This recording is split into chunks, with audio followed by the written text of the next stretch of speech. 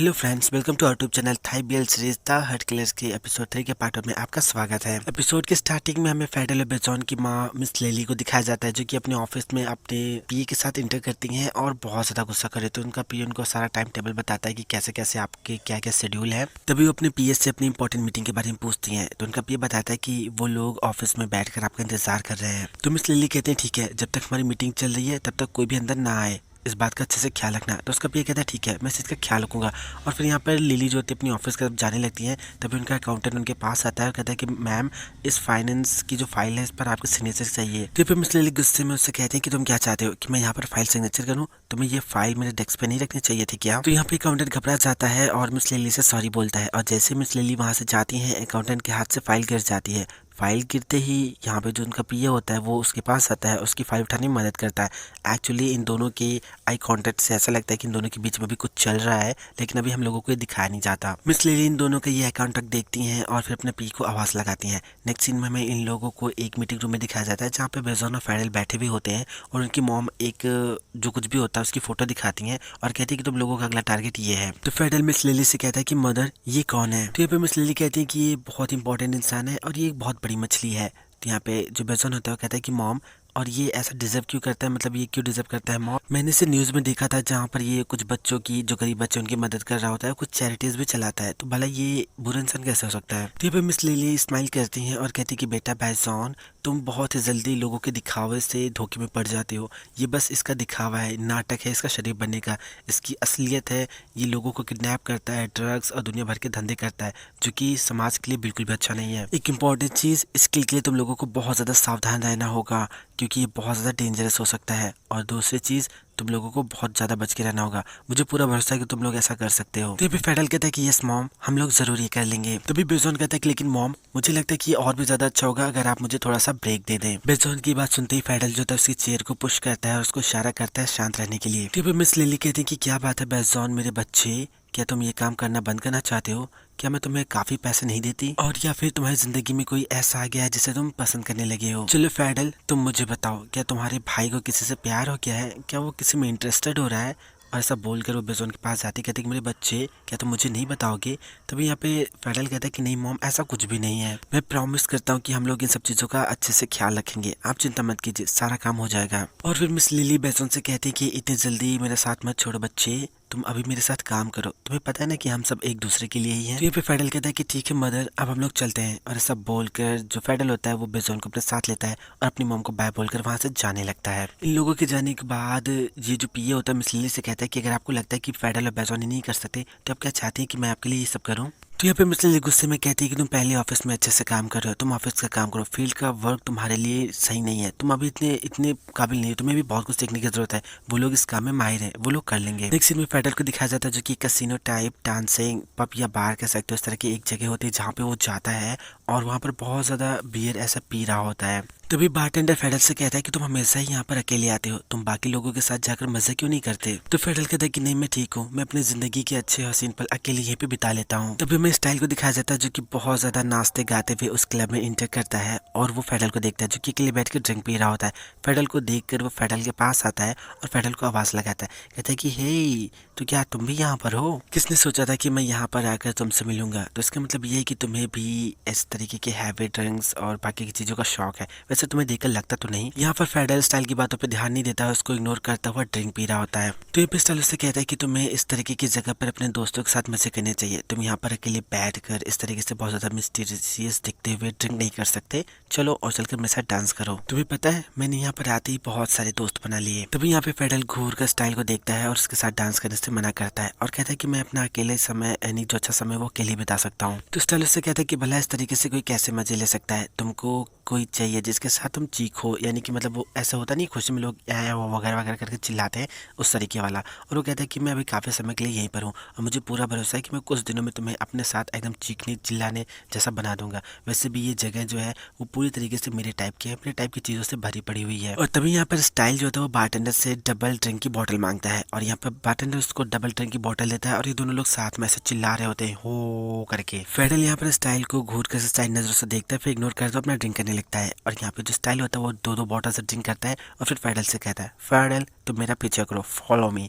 ऐसा बोलकर वो बाकी के लोगों के पास जाता है और बहुत ज़्यादा घुलता मिलता हुआ बहुत ज़्यादा एंजॉय कर रहा होता है। यहाँ पर फेडरल स्टाइल को इग्नोर करता हुआ साइड में खड़ा होकर शांति से ड्रिंक पी रहा होता है। तो यहाँ पे स्टाइल अपने टेम्पररी दोस्तों को बाय बोलता है और कहता है कि मैं थोड़ी देर में आऊँगा। ऐसा बोलकर वो फेडरल के पास जाता है और फेडरल से कहता है कि क्या तुम्हें पता है पुलिस वाले इस तरीके का हैवी डोज अपने कैदियों को देते हैं उनको तड़पाने के लिए, ताकि वो सच्चाई कबूल कर सकें। तो यहाँ पे फेडरल कहता है कि अगर मैं जेलर होता है तो मैं ऐसा बिल्कुल भी नहीं करता। तो यहाँ पे स्टाइल अपने सर पे मुसीबत मोल लेने के लिए फेडरल से कहता है कि क्या होता अगर मैं तुम्हारे जेल का कैदी होता और मेरे मुंह से सच उगलवाने के लिए तुम मुझे किस तरीके से टॉर्चर करते। तो यहाँ पे फेडरल एक क्लियर लुक देता हुआ उसे घूर के देखता है। तो स्टाइल उसे कहता है क्या तुम मुझे किस करते। ऐसा बोलकर वो उसे एक फ्लाइंग किस देता है और फिर उसका हाथ पकड़कर अपने गले पे ले जाके रखता है और कहता है कि क्या तुम मेरा गला दबाकर इस तरीके से मुझे टॉर्चर करते और मुझसे पूछते। स्टाइल को लगता है कि वो ऐसे सारी चीजें बोलकर बहुत कूल लग रहा है और फेडरल को बहुत ज्यादा सेड्यूस कर रहा है, लेकिन उसको नहीं पता फेडरल तो इसके जैसे कितने लोगों को ठिकाने लगा चुका है। और तभी फेडरल स्टाइल का गला प्रेस करके उसको पुश करता है और उसे कहता है कि तुम ये चीज बहुत जल्दी जान जाओगे। तो यहाँ पे स्टाइल बहुत ज्यादा रोमांटिक वे में फेडरल से कहता है कि आज रात तुम कुछ ज्यादा ही सेक्सी लग रहे हो। ऐसा बोलकर उसके सामने बंदरों के जैसे उछलते कूदते हुए डांस कर रहा होता है। उसको लगता है कि मैं इस तरीके से फेडरल को सेड्यूस कर लूंगा, लेकिन फेडरल स्टाइल के बंदर डांस पे बिल्कुल भी ध्यान नहीं दे रहा होता। नेक्स्ट सीन में हमें एक स्विमिंग पूल का सीन दिखाया जाता है जहाँ पे बाइजॉन मतलब मजे कर रहा होता है। तभी वहाँ पर कैंट भी आता है जो कि लॉकर रूम में जाकर अपने कपड़े चेंज करता है। वो बस एक बॉक्सर ही पहनता, बाकी सारे कपड़े उतार देता है। स्विमिंग पूल के लिए बॉक्सर पहनने के बाद अपनी बॉडी को फ्लैक्स करने के बाद जो कैंट होता है वो पूल के पास जाता है और बेजोन से कहता है कि बेजोन क्या मैं तुम्हें ज्वाइन कर सकता हूँ। यहाँ पे बेजोन स्माइल करता है और हाँ बोलता है। तो कैन जो था बेजोन के पास जाता है तो बेजोन उससे पूछता है कि क्या तुम मेरा पीछा कर रहे हो। तो यहाँ पे कैन कहता है कि क्या मैं, बिल्कुल भी नहीं, ये तो मेरे सबसे पास का पुल है और मैं यहाँ पे रेगुलर हूँ, शायद वो इंसान तुम हो जो मेरा पीछा कर रहे हो। कैन की सारी बातें सुनकर बेजोन बहुत ज्यादा स्माइल करता है। तभी बेजोन की नजर जो होती है कैन की बैग पे बने हुए टैटू पे पड़ती है और उसे पूछता है कि क्या तुम्हारे बैग पे भी टैटू है। आई एम सॉरी, उस रात मैंने उस पर ध्यान नहीं दिया क्योंकि उस रात तो मैं किसी और चीज के साथ बिजी था। तो ये सुनकर कैन स्माइल करता है और उससे पूछता है कि तुम किस चीज के साथ बिजी थे। तो बेजोन कहता है कि वो छोड़ो और क्या मैं तुम्हारा टैटू देख सकता हूँ। तो वो टैटू देखता है और पढ़ने की कोशिश करता है लेकिन पढ़ नहीं पाता। तो वो कैन से पूछता है कि तुम्हारे टैटू पे क्या लिखा है। तो कैन तो उसको बताता है मैं टैटू पे लिखा है कि अगर तुमने मेरा दिमाग खराब किया तो तुम मेरे मुक्के के स्वाद के लिए तैयार रहना। तो बेजोन कहता है कि ओह क्या सच में, वैसे लाइन तुमने कहाँ से चेपी है। तो कैन तो उसको बताता है कि ये शेक्सपियर की एक बुक से है और बताता है कि उसका भाई बेब शेक्सपियर का बहुत बड़ा फैन है, वो उसकी बहुत सारी बुक्स पढ़ता है और ये लाइन मेरी बहुत ज्यादा फेवरेट है जो मधुमक्खियों से रिलेटेड है। अगर मैं मधुमक्खी होता तो तुम मेरी डंक से बहुत ज्यादा सावधान रहते। बेजोन कहता है तो काफी स्केरी है। तो कैन उससे कहता है कि इसमें डराने वाली जैसी कोई बात नहीं है, ये तो बस कहने की बात है, अंदर से तो मैं बिल्कुल भी बच्चा हूँ, तुम्हें पता है ना मैं कितना क्यूट हूँ, असल में तुम मुझसे ज्यादा स्केरी हो। तो यहाँ पे बेजोन बहुत ज्यादा क्यूट बनते हुए बोलता है, कहता है कि क्या मैं स्केरी हूँ, जरा मेरी तरफ देखो तुम्हें क्या मुझे लगता है कि तुम्हें लगता है कि मैं किसी को हर्ट कर सकता हूँ। लेकिन मैं समझ गया जो कुछ भी तुमने कहा, अगर कोई मेरे साथ गलत करता है तो मैं उनके साथ भी गलत करता हूँ। तो कैन से कहता है कि तो तुम बताओगे तुम उनके साथ कैसे बुरा करते हो। तो जो बेजोन उससे होता है कहता है कि क्या तुम जानना चाहते हो कैसे, ऐसा बोलता है। फिर उसके बहुत ज़्यादा करीब जाता है और यहाँ पर कैन को ऐसा लगता है कि बेजोन से किस करने वाला है, लेकिन बेजोन उसके लिप्स के बहुत ज़्यादा करीब जाकर उसके शोल्डर को बहुत जोर से काट लेता है। तो बेजोन कहता है कि यही वो चीज़ है जो लोगों को बदले में मिलती है, लेकिन अगर तुम्हारा इरादा मुझे नुकसान पहुंचाने का नहीं है तो तुम्हें मुझसे ज़रा से भी डरने की कोई ज़रूरत नहीं। बेजोन की ये बात सुनकर कहीं ना कहीं कैन अंदर से डर जाता है क्योंकि उसको पता होता है कि वो उसे चीट कर रहा है। तभी यहाँ पे बेजोन फिर से उसे काटने की कोशिश करता है तो कैन बहुत प्यार से कहता है कि अब बस भी करो। तभी बेजोन कैन को बाय बोलकर वहाँ से चला जाता है और हमें दिखाया जाता है पुलिस कैप्टन को जो कि वहीं साइड में बैठकर आराम कर रहा होता है और ये सारा सीन देख रहा होता है। तभी वो कैन को इशारा करता है अपने साथ आने के लिए और अपना कैन जो होता है वो उसके पीछे पीछे जाने लगता है। नेक्स्ट सीन हमें इन दोनों को स्टीम रूम में दिखाया जाता है। तो यहाँ पे ये कैप्टन कैन से पूछता है कि क्या तुम्हारे पास कुछ अच्छा है रिपोर्ट करने के लिए। तो कैन उससे कहता है कि क्या आप मेरा पीछा कर रहे हैं। तो कैप्टन कहता है कि हाँ पीछा करना तो मेरा काम है। तो कैन से कहता है एक्चुअली अभी मेरे पास अगर कुछ बताने के लिए है तो वो ये है कि वो दोनों एक ही औरत के बच्चे हैं लेकिन उनके फादर अलग अलग हैं। तो यहाँ पे कैप्टन कहता है कि अपनी इन्वेस्टिगेशन कंटिन्यू रखो और अच्छा होगा अगर तुम उनके घर के अंदर जाओ, मुझे पूरा भरोसा है कि तुमको कोई ना कोई सबूत जरूर मिलेगा। तो यहाँ पे कैन कहता है कि आप चाहते हो कि मैं शेर की मान में घुस जाऊं, आपको पता है वहाँ पर मेरी जान भी जा सकती है। तो कैप्टन से कहता है कि मुझे तुम पर पूरा भरोसा है कि तुम ये कर सकते हो, अपना गेम कंटिन्यू रखो और गेम का लेवल बढ़ाओ और उसका भरोसा जीतो, मुझे पूरा भरोसा है कि वो खुद तुम्हें अपने घर के अंदर लेकर जाएगा। अब यहाँ पर कैन और ज्यादा परेशान हो जाता है, उसको समझ भी नहीं आता कि वो क्या करे। तभी पुलिस वाला उससे पूछता है कि और उसके बड़े भाई का क्या, तुम उसको कैसे डील कर रहे हो और तुम उसको कैसे ऐसा श्योर करोगे कि तुम्हारे रास्ते में ना आए। तो कैन कहता है कि मेरा दोस्त उसे हैंडल कर रहा है। तो कैप्टन से पूछता है कि क्या तुम्हारा दोस्त ये जानता है कि वो एक शूटर है। तो कैन उससे मना करता है, कहता है कि नहीं वो नहीं जानता। तो कैप्टन कहता है कि मैं तुम्हें एक फेयर वार्निंग दे रहा हूँ, किसी को भी इसके बारे में मत बताना, जितने ज्यादा लोग इसके बारे में जानेंगे ये उतना ही ज्यादा खतरनाक हो जाएगा। नेक्स्ट सीन में फेडर को दिखाया जाता है जो कि जॉगिंग करते करते थक जाता है, फिर थोड़ा सा रिलैक्स कर रहा होता है और बॉडी को थोड़ा सा तोड़ मरोड़ कर रहा होता है। तभी अचानक से स्टाइल उसके सामने आता है, उसको गुड मॉर्निंग बोलता है। तो फेडर कहता है कि अगर तुम यहाँ पर हो तो ये क्लियर है कि ये गुड मॉर्निंग नहीं बल्कि बैड मॉर्निंग है। तो स्टाइल उससे कहता है कि तुम्हें पता है अगर तुम अपने दिन की शुरुआत इतने खराब मूड से करोगे तो तुम्हारा पूरा दिन खराब हो जाएगा। वैसे क्या तुम्हें कार्डियो करना पसंद है? वेट लॉस करने के बाद मुझे कार्डियो करना बिल्कुल ही पसंद नहीं है, ये मुझे बहुत ज़्यादा बोरिंग लगता है। वैसे मेरे पास अदर फॉर्म्स भी हैं कार्डियो करने का जो कि बहुत ही ज़्यादा इंजॉयबल है। अदर फॉर्म से आप समझ सकते हो कि स्टाइल किस तरह की कार्डियो करने की बात कर रहा है। तभी फेडर से कहता है कि क्या पूरे दिन तुम्हारे दिमाग में यही सब चलता रहता है? अगर ऐसा है तो घर जाओ, अपने कपड़े उतारो और खुद से कार्डियो करो। तो स्टाइल उससे कहता है कि मुझे पता है कि मैं अकेले भी ये कर सकता हूँ जैसे कि मास्टरबेशन, लेकिन अगर हम साथ में ही करेंगे ना तो उससे ज़्यादा कैलोरीज बनूंगी। ऐसा बोलकर वो बहुत ज़्यादा फेडर से ऐसे चिपक चिपक के चल रहा होता है। तो फिर फेडर स्टाइल से कहता है कि तो क्या यही वो रीजन है जिसकी वजह से तुम मुझे अकेला नहीं छोड़ोगे, क्योंकि तुम मेरे साथ सोना चाहते हो और वो सब करना चाहते हो? तो यहाँ पे स्टाइल बहुत ज़्यादा एक्साइटेड होकर कहता है कि क्या मैं ऐसा कर सकता हूँ, और फिर उससे कहता है कि मुझे तुम्हारा शरीर चाहिए और तुम्हारा, ऐसा बोल के उसके चेस्ट पे हाथ रखता है और फिर उसके चेस्ट को स्क्वीज करता है और कहता है कि मुझे तुम्हारा दिल चाहिए। ऐसा बोलकर वो बार बार उसके चेस्ट को स्क्वीज कर रहा होता है और बहुत ज़्यादा स्माइल कर रहा होता है। तभी फेडल जो होता है उसका हाथ हटाता है और उससे कहता है कि you are not my type, तुम मेरे टाइप की नहीं हो। और इससे बोलकर फेडल वहाँ से जाने लगता है। तभी स्टाइल पीछे से चिल्लाता है कि तो तुम मुझे बताओ ना कि तुम्हारा टाइप क्या है, मैं तुम्हारे लिए कुछ भी कर लूंगा, मैं कुछ भी बन जाऊंगा, मुझे बताओ ना। और यहाँ पर फेडल स्टाइल की बातों को इग्नोर करता हुआ वहाँ से चला जाता है। नेक्स्ट सीन में फेडल को मीट शॉप पे दिखाया जाता है जहाँ पे वो मीट लेने आया हुआ होता है। तभी स्टाइल अचानक से स्टॉल के नीचे से निकलता है और पूछता है कि तुम्हें आज क्या चाहिए, क्या आज तुम्हें ग्राउंड पॉक चाहिए? हम खुद से भी पॉक ग्राइंड करते हैं और मैं पूरा श्योर हूँ कि तुम्हारे बर्गर्स इस पॉक से बहुत ही ज्यादा अच्छे बनेंगे। तभी फेडल से पूछता है कि क्या तुम यहाँ पर फुल टाइम काम करने लगी हो? तो स्टाइल उससे कहता है कि अगर तुम यहाँ पर हर रोज आओगे तो मैं भी यहाँ पर हर रोज आऊंगा ताकि मैं तुम्हें कुछ फ्रेश मीट्स दे सकूं। स्टाइल के इस बकवास से परेशान होकर फेडल वहाँ से जाने लगता है। तो स्टाइल चिल्ला के कहता है कि हे तुम कहाँ पे जा रहे हो, मैं तुम्हें बता रहा हूँ मेरे मीट्स बहुत ज्यादा फ्रेश और बहुत ही ज्यादा टेस्टी हैं, ऐसे मीट तुमको कहीं पे नहीं मिलेंगे। और सब बोलकर वो बहुत ज्यादा स्माइल कर रहा होता है। तो यहाँ पे स्टाइल शॉप ओनर को बाय बोलता है, कहते हैं कि मैं अपने प्यार को पटाने जा रहा हूँ, ऐसा बोलकर वो वहाँ से चला जाता है। नेक्स्ट सीन में हमें फेडल को उसके बर्गर जॉइंट पे सब्सक्राइब करते हुए दिखाया जाता है। तभी एक कस्टमर आती है जिसका फेडल बहुत ज्यादा स्वागत करता है, उसके बाद फिर उसको मेनू देता है और उससे ऑर्डर पूछता है और फिर वो उसका ऑर्डर लिखता है। तभी अचानक से उसके बर्गर जॉइंट में बहुत सारे लोग आ जाते हैं। फेडल उनका भी स्वागत करता है, उनको सीट देता है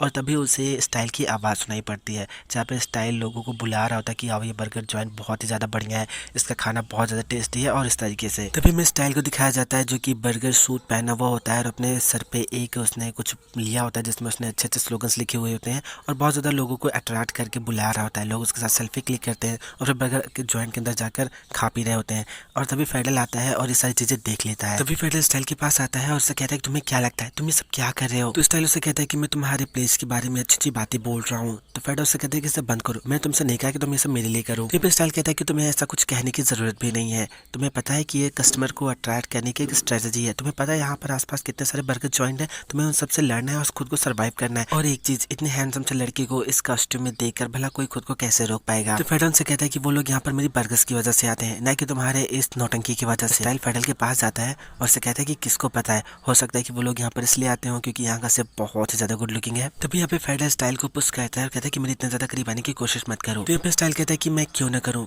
क्या मेरे करीब आने से तुम ब्लश करते हो, क्या तुम करते हो? देखो देखो देखो तुम अभी भी ब्लश कर रहे हो। तो फेडल उससे कहता है कि अपना ये कॉस्ट्यूम उतारो और अपने गैराज वापस जाओ। तो यहाँ पर स्टाइल कहता है कि क्यों उतारूं, और यहाँ पर फेडल कहता है कि उतारो। और इस तरीके से दोनों छीना झपटी कर रहे होते हैं। फेडल बार बार जबरदस्ती उतारने की कोशिश कर रहा होता है और इसे तामा झामा में दोनों लोग गिर जाते हैं। जहाँ पे स्टाइल नीचे होता है फेडल उसके ऊपर होता है। फेडल सॉरी स्टाइल इस मौके का पूरा फायदा उठाता है और बहुत ज्यादा स्माइल करके घूर घूर के फेडल को देख रहा था, उसको सेड्यूस करने की कोशिश कर रहा होता है। और तभी वहाँ पर कुछ कस्टमर्स आ जाते हैं और सो क्यूट करते हुए इन दोनों के पिक्चर्स क्लिक करने लगता है। तभी फेडल स्टाइल के ऊपर से उठ जाता है और उन लोगों को अंदर जाने के लिए वेलकम करता है और यहाँ पर स्टाइल लेटे लोगों का वेलकम करता है। तभी फेडल स्टाइल से कहता है कि प्लीज मेरे रेस्टोरेंट को अकेला छोड़ दो। तो स्टाइल कहता है क्या तुम्हें नहीं लगता कि तुम्हें इस समय अंदर जाके खाना बनाना चाहिए, न कि मुझसे यहाँ से जाने के लिए कहना चाहिए? और अभी तुम्हारा भाई भी यहाँ पर नहीं है तुम्हारी मदद करने के लिए, और अगर कोई है तो वो मैं हूँ। तो ये पे फेडरल मना करता है और कहता है कि मुझे तुम्हारी जरूरत नहीं है, ये मेरा काम है और मैं इसे खुद हैंडल कर सकता हूँ। इतना बोलने के बाद फेडरल जो था वापस अपने रेस्टोरेंट में जाने लगता है। तभी स्टाइल पीछे चिल्लाता है, कम से कम मेरी मदद तो कर दो, मैं अकेले खुद से नहीं उठ सकता, प्लीज मेरी हेल्प करो। लेकिन यहाँ पे जो फेडरल होता है वो उसके मुंह पे ही रेस्टोरेंट का दरवाजा बंद कर देता है, उसकी मदद नहीं करता। नेक्स्ट सीन में हमें बेजॉन को कैंट के स्टूडियो पे दिखाया जाता है, जहाँ पे कैंट एक कस्टमर का टैटू बना रहा होता है और उसको बता रहा होता है कि टैटू को कैसे प्रोटेक्ट करना है कुछ समय के लिए।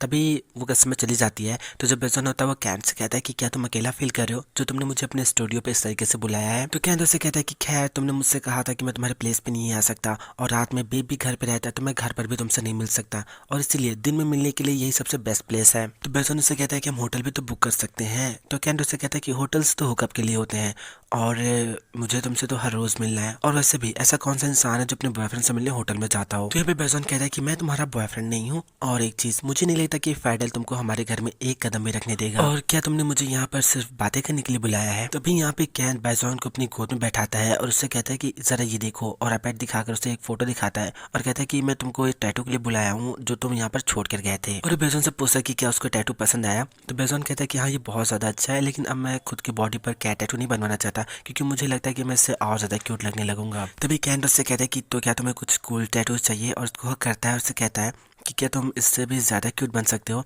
इतनी क्यूटनेस में मैं खुद को रोक पाने में असमर्थ रहता हूँ। इतना बोलने के बाद कैन बेजॉन के बहुत ज्यादा करीब जाता है और यहाँ पर ये दोनों एक दूसरे को बहुत ज्यादा किस कर रहे होते हैं, और तभी जो बेजॉन होता है वो कैन के लिप्स पर जोर से कट मार देता है, मतलब दांत लगा देता है, काट लेता है। तभी यहाँ पे कैन को बहुत ज्यादा पेन होता है और वो किस करना बंद कर देता है। फिर वो बेजॉन से पूछता है कि क्या तुमको इंटीमेशन रफ टाइप का पसंद है? तभी बेजॉन कैन के पास आता है और उसे कहता है कि क्या तुम इसे हैंडल कर सकते हो?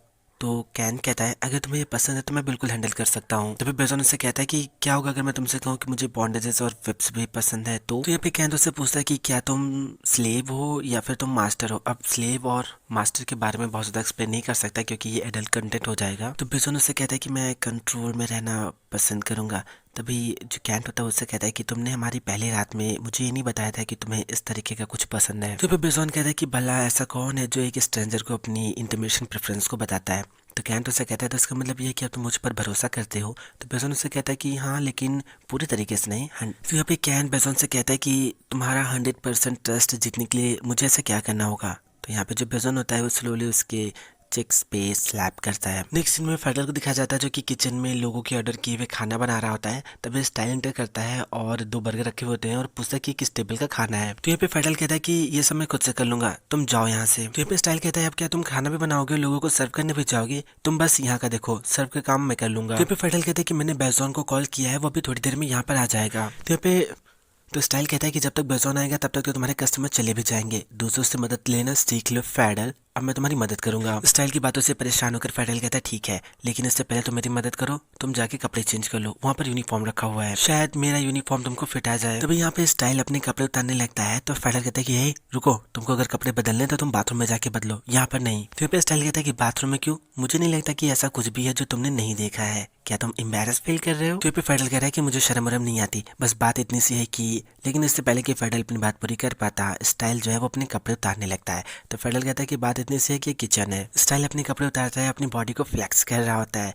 फेडरल छुप छुप के उसको देखने की कोशिश कर रहा होता है, वो कभी छिपता है फिर कभी देखता है, और मतलब मोमेंट बहुत ज़्यादा सेड्यूसिंग होता है। वो स्टाइल के बॉडी पार्ट्स को बहुत ज़्यादा घूर घूर के देख रहा होता है और ऐसे देखता है कि जैसे कि ऐसा लग रहा हो कि वो देख नहीं रहा है, लेकिन वो खुद को स्टाइल की बॉडी को देखने से नहीं रोक पाता। यहाँ पर फेडरल बहुत मुश्किल से खुद को कंट्रोल कर पा रहा होता है। जब स्टाइल कहता है कि तुम्हारे कपड़े तो मुझे परफेक्टली फिट आ गए, तो फेडरल से कहता है कि क्या तुम ना मुंह बंद करके जल्दी काम कर सकते हो और इससे पहले कि मैं अपना मन बदल लूँ? तो स्टाइल कहता है कि अरे नहीं मैं कर रहा हूँ, मैं तैयार हो गया। ऐसा बोलकर वो 2 बर्गर की जो प्लेट होती है उसको ले उठाता है और फिर कस्टमर को देने के लिए जाता है। और यहाँ पर स्टाइल जो था कस्टमर को उसका ऑर्डर ला के दे देता है। तभी वो कस्टमर जो सबसे पहले आई हुई होती है वो कहती है कि तुम मुझसे पहले उसका खाना कैसे उसको दे सकते हो, मैं यहाँ पर पहले आई थी। तभी यहाँ पे दूसरी कस्टमर भी कहती है कि मैं भी यहाँ पर पहले से आई थी और काफी समय से वेट कर रही हूँ, और इस तरीके से एक एक करके सब उस रेस्टोरेंट की बहुत ज्यादा बुराई करने लगती है। तभी यहाँ पे फेडरल परेशान हो जाता है और कहता है कि मैं आप लोगों से माफी मांगता हूँ, प्लीज मुझे थोड़ा सा समय दीजिए, मैं बहुत ही जल्द आप लोगों का ऑर्डर लेकर आता हूँ। और सब बोलकर वो किचन में जाता है जहाँ पे फेडरल पहले से इन लोगों का ऑर्डर बना रहा होता है। तो यहाँ पे स्टाइल फेडरल से कहता है कि क्या टेबल नंबर 5 प्रोसेस का खाना बन चुका है, वो लोग बहुत ज्यादा गुस्सा हो रहे हैं। तो फेडरल से कहता है कि मैं बना रहा हूँ, मुझसे जितना जल्दी हो सकता है मैं उतना जल्दी कर रहा हूँ। मैंने तुमसे कहा था ना कि मुझे तुम्हारी मदद की जरूरत नहीं है, मुझे इतने सारे कस्टमर्स की जरूरत नहीं है,